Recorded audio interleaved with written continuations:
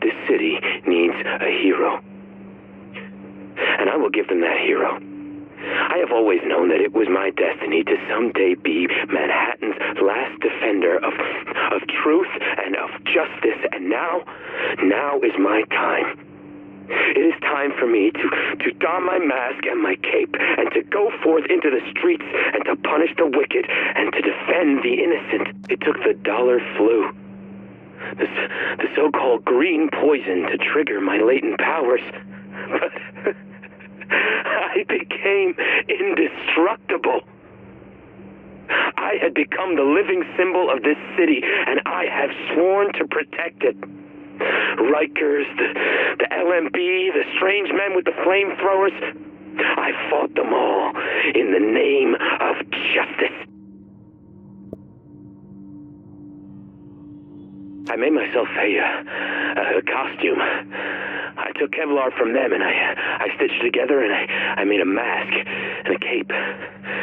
The cape was not very good in a fight, though, so I got rid of that after a while, but I always took the fight to the enemy. I stopped them from attacking the innocent, dropping down on them from rooftops, preventing them from preying on the weak.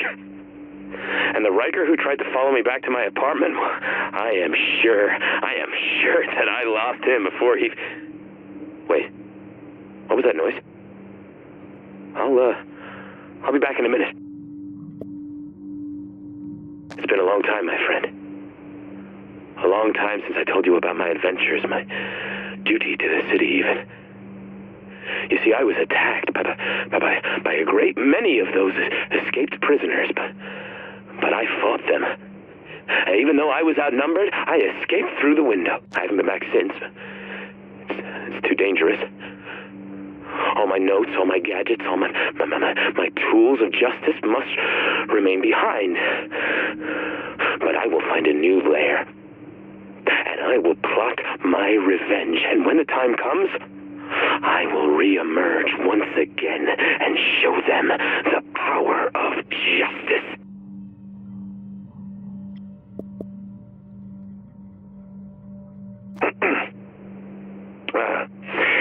I am Vitaly Tchernenko, physician and virologist.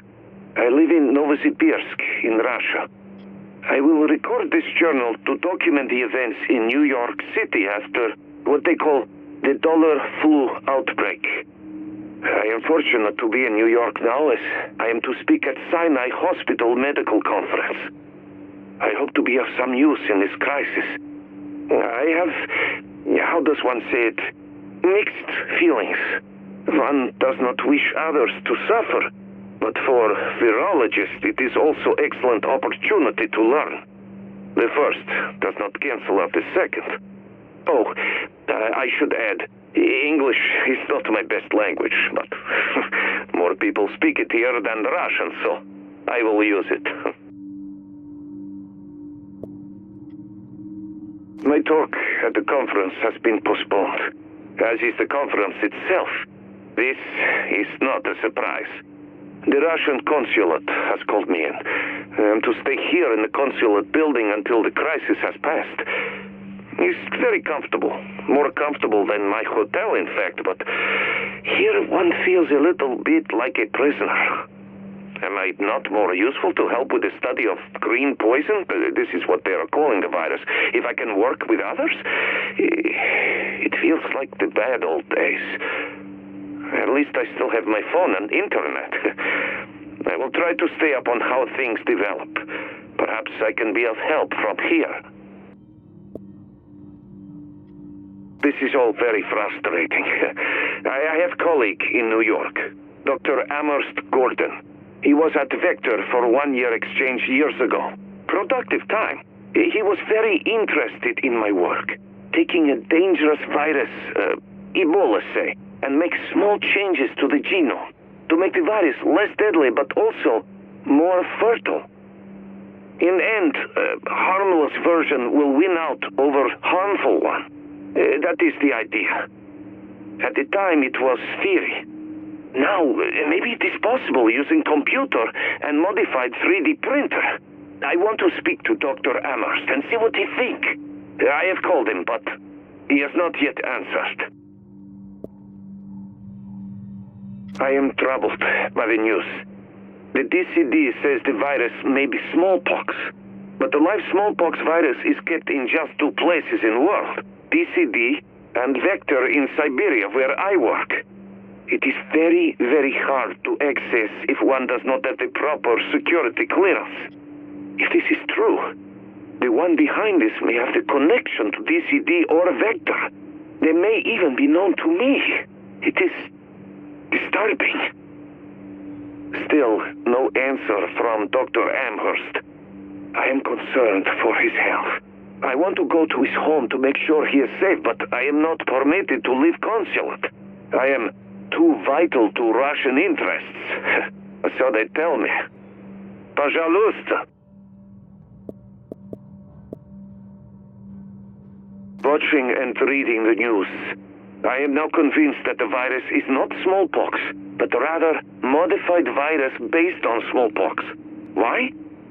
Because the symptoms are similar, but what is the word? Tweaked. Faster transmission, more lethal, optimized. This is what I was trying to defend against. Modified viruses weaponized for terrorism. I remember having long talks with Dr. Amherst about it. The consul will not allow me to contact the DCD and share what I know. They say soon we are leaving the United States. That I am so close to being able to help, yet so far makes me angry and terribly sad. I still have heard nothing from Dr. Amherst. I fear the worst. I am so furious. They left me. They left me. For weeks, I did as I was told. I came to consulate. I did not contact DCD. I stayed hidden while an epidemic raged outside. And I might know better than anyone what is really going on. I hid so well, it seems, that they forgot to tell me of the evacuation. They left... This is a wonderful English phrase. In the dead of the night. I have no words. And now I'm here, in the city, under martial law, with no protection. There is only one benefit to this. Now there is no one to tell me I cannot contact DCD and offer my help, or find Dr. Amherst. Now I am free. I hope it is not too late.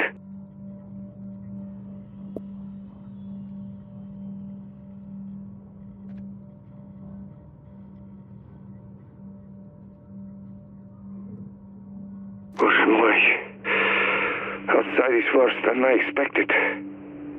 Before I thought this was a crisis to get through, then rebuild. Now, I'm not so sure. I want to go to Dr. Amherst's home to see if he's alive, but I do not think it is safe to do this. The streets seem dangerous. There are almost no police. This is not the New York I remember. It is wiser to stay in consulate for now, I think. At least here, the internet sometimes works. I have alerted the Russian embassy in Washington to my presence. They say they will come for me when blockade is lifted. Until then, I wait.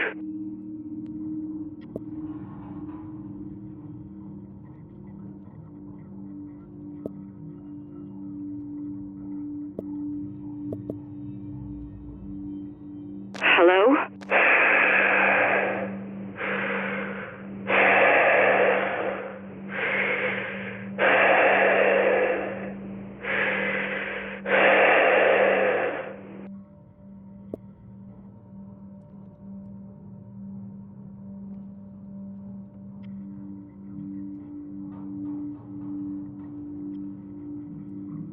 Sylvia.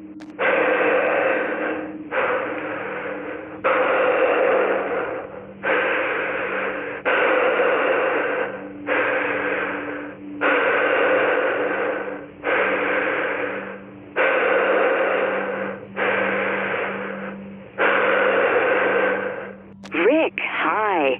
Finally, I've been waiting all day for you to call. I've got someone here who's been dying to talk to you.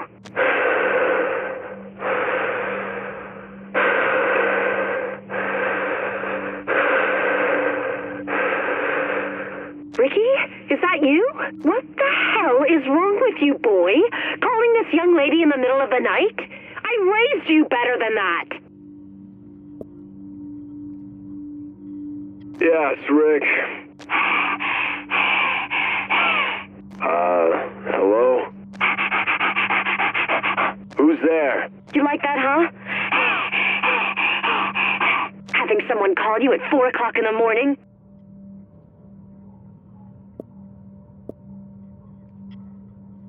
Hey, this is Allie from 89.8, your home for the best music. Am I talking to Naomi? Yes. How old are you, Naomi? I'm 9. Well, Naomi, you are a very lucky little girl because if you can answer one question, you're going to be a finalist for a chance to see the Nutcracker at the Lincoln Center. Yay! Now listen carefully. Can you tell me who wrote this song? It's Peter Ilyich Tchaikovsky. My grandma taught me that. You've got a very smart grandma, and you're a very smart girl because you're now entered to win those tickets. Keep listening and you'll find out if you won real soon. Okay, bye. Hello, this is Naomi. Hi again, Naomi. This is Allie from 89.8 again, and I have some good news for you. What? Princess, you are going to see the Nutcracker at the Lincoln Center. Grandma, we won! We won! So, who are you going to take with you? My grandma. Well, you tell Grandma to make sure you have a great time, okay? Okay. Now, put your grandma on the line so we can get her those tickets for you. Okay, Grandma!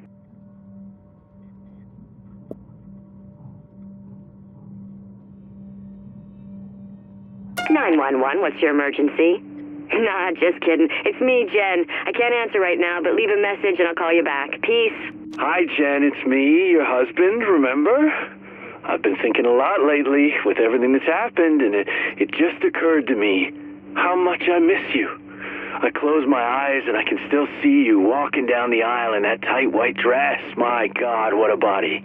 You used to drive me crazy. Can't believe how young we were.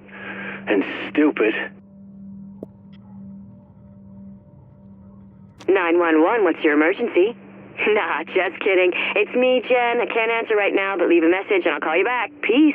Hi, it's me again. There's something I wanted you to hear. Listen. It's birds, Jen. After 9 years behind bars, I can't tell you how refreshing that is.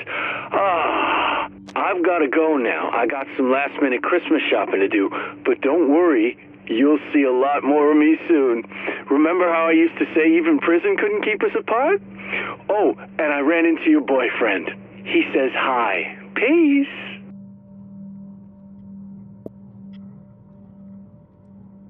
What's he doing now? He's going into a jewelry store. Oh my God. You know what this means? It doesn't mean anything. No grown man goes into a jewelry store at 11 a.m. on a Wednesday. He's not the affair type, Alex. Then why the hell are you following him? Hey, Jay. Guess who got seats to the game tonight? You got tickets? Yeah, Lamar couldn't go, so I was like, who do I know who's a giant hoops fan? I'm actually not feeling that well. Well, you sure?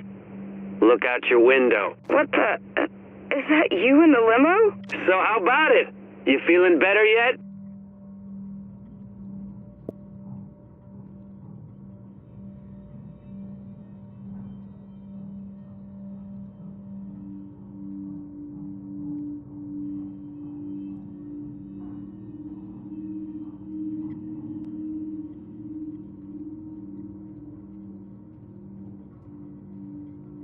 Hello?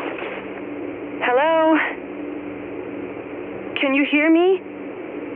Can anybody hear me? I don't suppose anyone can. Not really, not anymore. Not with the city and the state it's in. And my little piece of it. That's what I want to talk about. My neighborhood. My name is Sarah Cardozo, and this is my story. This was a good neighborhood. A nice neighborhood. People looked out for each other when they had troubles. It was that way too, after the green poison first hit, at least for a while. We took care of each other because it was the decent human thing to do. We watched what was going on elsewhere, and we were proud that we weren't like that. At least, we didn't start out like that. Lately, I don't know. People are leaving. They're drifting away. The neighborhood is changing. People are focusing more on taking care of themselves. I don't blame them. There's this feeling in the air, this idea that things can't stay like this forever, and that they're going to get worse before they get better. So I think things are going to get worse real soon now. There we are. I knew something bad was coming. There was a man walking down the street in a hazmat suit with, and I cannot believe this, a flamethrower. Every time he saw a body, he turned to it, and it was horrible. He did that to every dead body, and then, when he saw a girl out looking for food, Elizabeth, the Hirsch girl, he tried to burn her too. Thankfully, she got away, but my God, what kind of sicko do you have to be to want to torch a child? Well, the man with the flamethrower isn't alone. They call him and his kind cleaners. How do I know?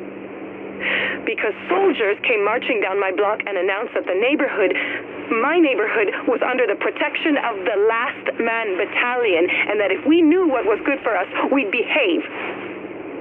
Someone asked a few questions, and that's how we found out about the cleaners, and about those nasty Rikers, too. The island's more dangerous than I thought.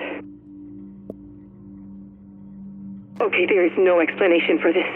None whatsoever. I heard one of those awful cleaners coming down the street and hid in here so he wouldn't see me and decide to set me on fire. Two of those men in the LMB uniforms went out to meet him. They had guns. Guns! And you think they'd tell him to stop, wouldn't you? I mean, the way he's going, he could burn the entire borough down. But what do? They start joking with him. One even lights a cigarette, filthy habit, on the flamethrower, and then the three of them march off together like they're the best of friends. I don't understand it. I just don't. But I'm going to follow them and try to find out what's going on.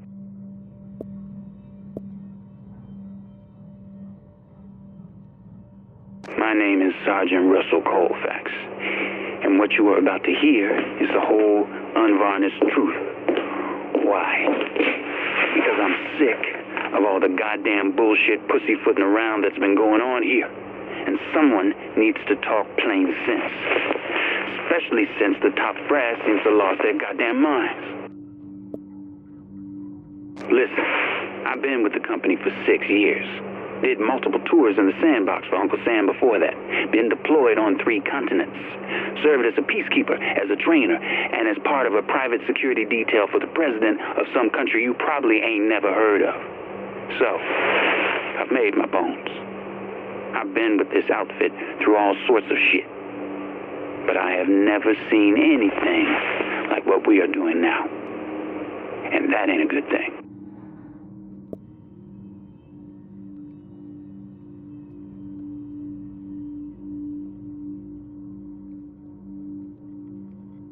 When we first came to the island, the mission was simple. Protect certain buildings and their contents from looters, thieves, and vandals. It was a good clean-up. When those punks came over from Rikers Island, we stopped them in their tracks. I guess they thought it was going to be easy to roll right over us, but we held the line. Taught them a lesson about fighting with discipline, too.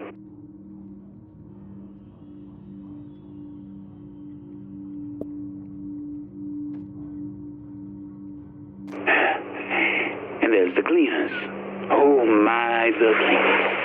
Crazy, each and every one of them. Gonna burn down the whole city to save it. Dressing up like monster men with bright, shiny bombs strapped to their backs. Yeah, that's a great move, isn't it? We used to pick them off just by shooting the napalm tanks they were wearing and waiting for the explosion.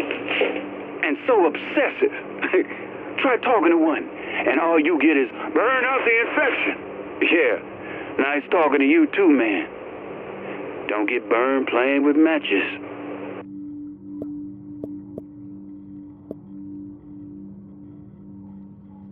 But man, I just don't get it. We beat those other guys. One group's crazier than a shithouse rat, and the other's a mob with no discipline. What the hell do they have to offer us? You ask me, it's going to be more work keeping them in line than we'll get out of them. If you ask me, it's not worth it. But nobody's asking me, which is typical.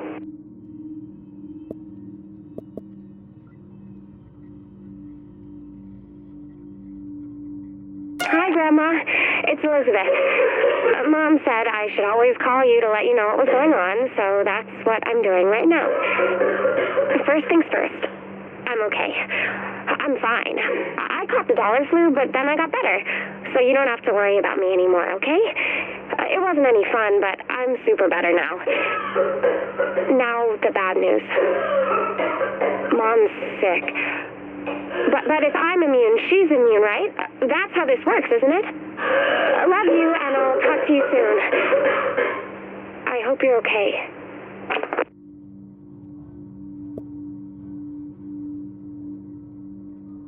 Grandma? It's Elizabeth. Mom's dead. I woke up this morning and went to give her some water, and she wasn't moving. She wasn't breathing. And I tried everything. I swear I tried, and she wouldn't wake up.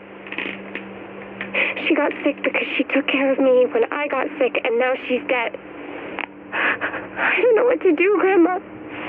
I'm so sorry.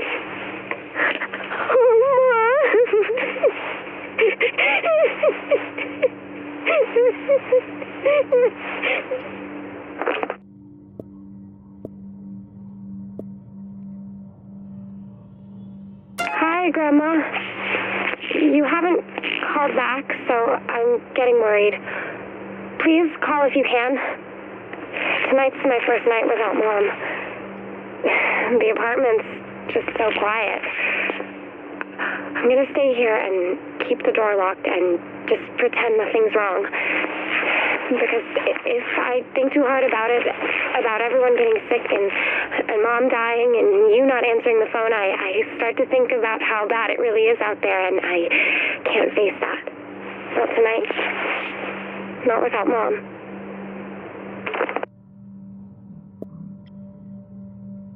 Hey, Grandma. Well, the inevitable happened. I ran out of food in the apartment.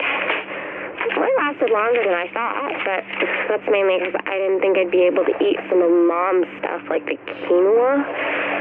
Turns out that if you're hungry enough, you'll eat anything, even if it tastes like yuck. But once I finished that, I had to go out and find food. It wasn't easy. All the stores were empty of everything. They had smashed windows and knocked over shelves. So I went looking other places. Some of the neighbors' apartments, mainly. And I took food from the ones who aren't going to miss it.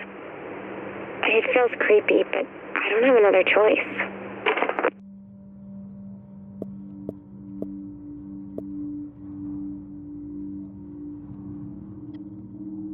Today was scary, Grandma. I was outside looking for some food when this guy started yelling at me. I ignored him the way Mom always told me to, but he wouldn't stop. Then he started chasing me, and he had a crowbar. And I ran. I dropped everything I was carrying, and I ran, and he kept chasing me, and nobody came to help me. I went and I ducked down an alley and climbed over a fence, and he couldn't follow me. And then I ran some more so he wouldn't be able to find me if he came around the other side. Later, I went back for the stuff I'd been carrying, and it was all gone. I'm so hungry.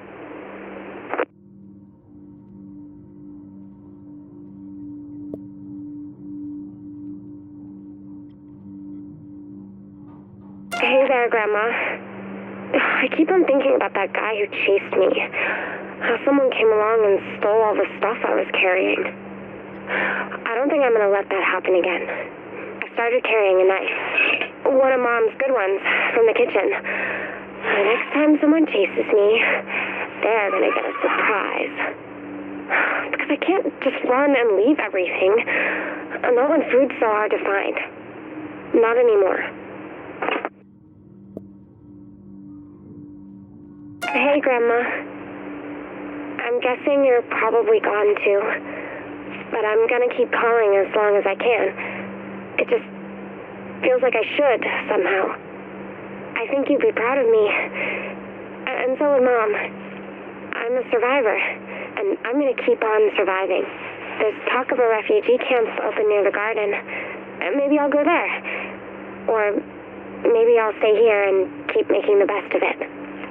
Whatever happens, though, it'll be my choice. And no one's gonna force me out. No one's gonna take what's mine. No one. Goodbye, Grandma. I love you.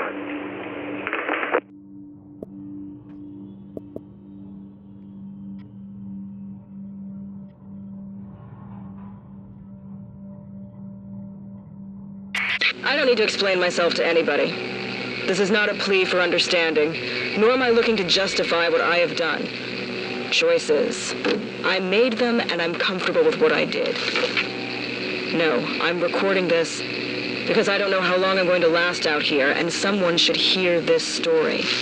Someone should hear the other side. I started out a shade agent, bright-eyed and bushy-tailed, ready to go in and save the city. But you know something? This city doesn't want to be saved. At least not unless it's on its own terms. And what we were trying to do was too little, too late. There were too many dead, too few of us, and someone was picking off agents like it was going out of style. Whatever we were doing, it wasn't working. I got out, loaded up on gear, and then went on the run, in the dark zone. Someone came looking for me, another agent. I could tell he just wanted the gear, didn't care if he brought me back dead or alive. When he got close enough, I dropped him. And you know what I felt? Absolutely nothing. I hadn't killed one of the good guys. I hadn't killed anyone who was part of anything I was. And that gave me an idea. The dark zone is full of abandoned equipment if you know where to look. I know where to look. I took all the abandoned shade commo gear I could get my hands on and set up shop in my hidey hole. No, I'm not going to tell you where it is. Besides, if you're hearing this, you've likely found it anyway. So I took that gear and set up my own network, tapping into shade frequencies and targeting users ID'd as rogues. Why? Because I didn't like being hunted. And I thought a little intel could go a long way for someone on their own out there. I don't trust anyone. Out here, you can't trust anyone. They call us rogue for a reason. We're all just out here trying to survive. And as soon as you start building something bigger than yourself, someone's going to want to come along and knock it down. So I do what I do, which makes me useful to everyone out here. Hopefully that gives them a reason to keep me around rather than puts a bullseye on my back. Where am I? Doesn't matter. What's next? More of the same. I'm going to keep broadcasting as long as I can, sharing intel that gives everyone out there just a little better chance of making it to tomorrow. I'm not looking for trouble, but if trouble finds me, I'll be ready.